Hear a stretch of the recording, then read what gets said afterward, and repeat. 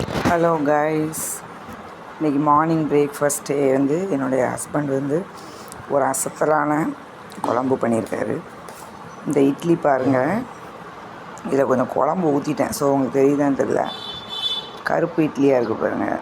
முழு உளுந்து போட்டு ஆட்டி வச்சு இன்றைக்கி டெய்லி வந்துட்டு நிறையா கார்போஹைட்ரேட்டு ரொட்டீனாக வந்துட்டு துளி இல்லாத உளுந்தெல்லாம் யூஸ் பண்ணுறோம் இல்லையா. ஸோ கருப்பு உளுந்து தோசை இது வந்து நம்ம ரொம்ப ஸ்டோர் பண்ணக்கூடாது. ஃப்ரெஷ்ஷாக அரைச்சி ஒரு காலையில் ஈவினிங் இல்லை அடுத்த நாள் மார்னிங் அதோடு நிறுத்திடணும், இல்லைனா பிடிச்சிடும். இந்த மாதிரி ஹெல்த்தியாக சாப்பிடுங்க. அதுக்கு சைட் டிஷ் பாருங்கள், சிக்கன் தண்ணி குழம்பு பண்ணியிருக்காரு பாருங்கள். ஸோ ஒரு வாய்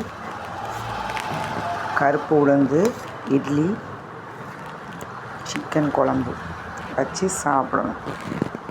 எல்லாருமே வந்து இந்த ஆரோக்கியமான கருப்பு உளுந்தில் களி பண்ணுவாங்க, அப்போது இல்லை உளுந்தஞ்சோறு பண்ணி சாப்பிடுவாங்க நம்ம ஊர் சைட்லலாம்.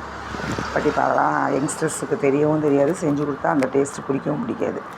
ஏன்னா அவங்க வந்து ஃபாஸ்ட் ஃபுட்டு உலகத்தில் வாழ்ந்துட்டுருக்காங்க. ஸோ இந்த மாதிரியாகி அட்லீஸ்ட்டு கருப்பு உளுந்தை கொஞ்சம் யூஸ் பண்ணுங்கள். நம்ம நிறைய அடல்ட்டு வயசானவங்களே வந்து ரொம்ப முன்னேற்றம்னு சொல்லிட்டு இந்த சாப்பாட்டில் ரொம்ப இந்த காலத்தோடு ஓடிக்கிட்டு இருக்காங்க, பேரில் ஓடிக்கிட்டுருக்காங்க. அதெல்லாம் ரொம்ப தப்புங்க. இன்றைக்கி பாதிக்கிறனால என்றைக்கும் பாதிப்பு உண்டு. ஸோ நீங்கள் இந்த மாதிரி கொஞ்சம் ஹெல்த்தியான இட்லி கொஞ்சம் டைம் எடுக்கணும்.